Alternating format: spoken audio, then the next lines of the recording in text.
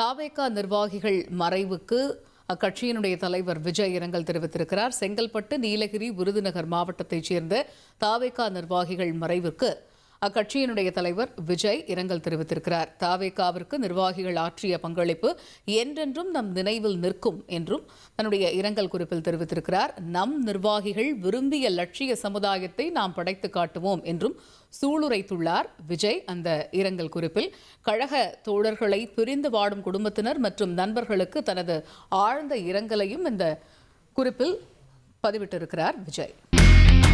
இனி செல்லும் இடமெல்லாம் செய்தி. தந்தி டிவியின் வாட்ஸ்அப் சேனலை ஃபாலோ பண்ணினா செல்ல இருக்கும் இடமெல்லாம் செய்தி. இதோ QR கோட் இப்பவே ஸ்கேன் பண்ணுங்க, ஃபாலோ பண்ணுங்க.